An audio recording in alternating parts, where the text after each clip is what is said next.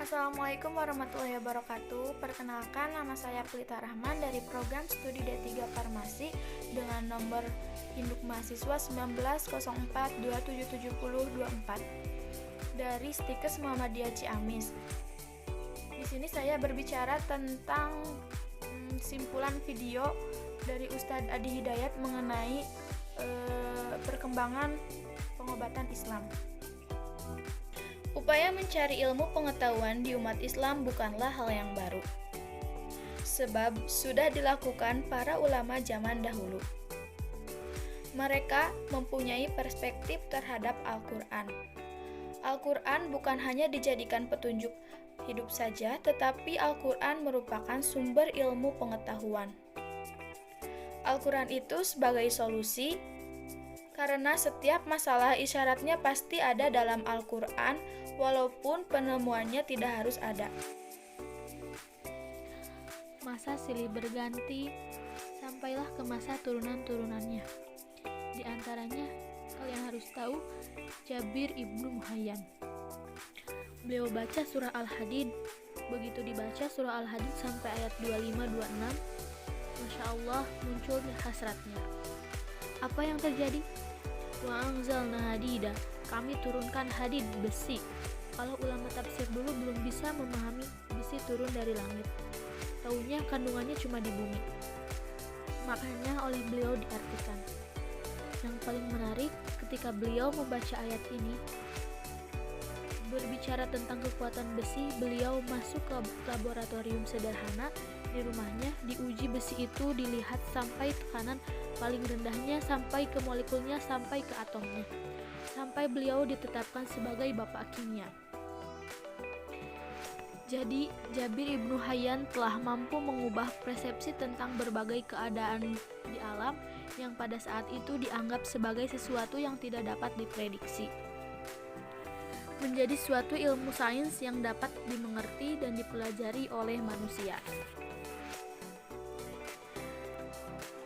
Dan teori ini dikembangkan oleh John Dalton. Dari mana dia tahu? Dari orang Islam dengan yang bersumber dari Al-Quran surat Al-Hadid yang artinya besi.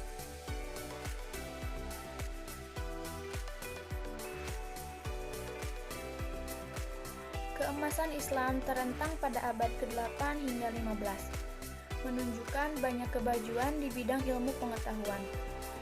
Para ilmuwan Islam mengumpulkan berbagai macam sumber pengetahuan dari seluruh dunia dan menambahkan penemuan mereka adalah salah satu faktornya. Salah satu bidang penting adalah kedokteran Islam, yang metode pengobatannya mendekati kedokteran modern yang kini kita miliki. Jelas, selama periode ini mereka jauh lebih maju daripada Eropa yang masih berkubang dalam abad ke-8. Inti dari kedokteran Islam adalah kepercayaan terhadap Quran dan hadis, yang menyatakan bahwa para muslim memiliki tugas untuk merawat yang sakit, dan ini biasa disebut pengobatan Rasul. Menurut hadis Nabi Muhammad SAW, beliau percaya bahwa Allah telah menetapkan obat bagi suatu penyakit. Pada awalnya banyak perdebatan mengenai boleh tidaknya para dokter muslim menggunakan teknik pengobatan dari Yunani, Cina, dan India yang dipandang orang banyak sebagai praktek paganisme. Setelah perdebatan sengit, para dokter muslim akhirnya diberikan kebebasan untuk mempelajari dan mengadopsi teknik-teknik yang diperlukan.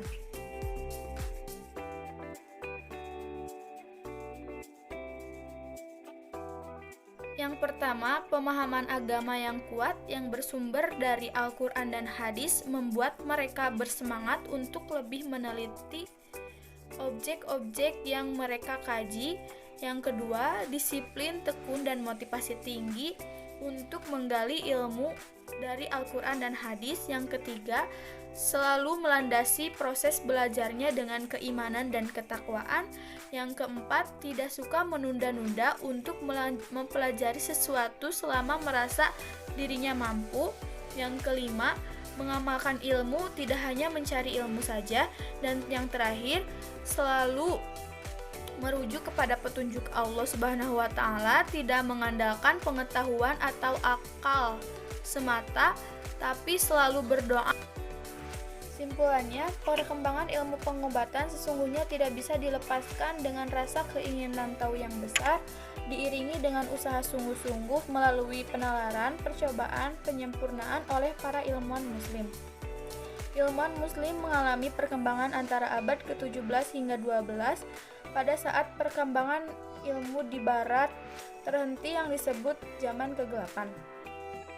Dalam perjalanannya, perkembangan ilmu pengobatan Islam melewati 4 fase. Dan masing-masing fase tersebut para ilmuwan muslim memberikan kontribusi yang berarti dalam perkembangan ilmu pengobatan Islam. Sekian yang dapat saya sampaikan, kurang lebihnya mohon maaf. Wassalamualaikum warahmatullahi wabarakatuh.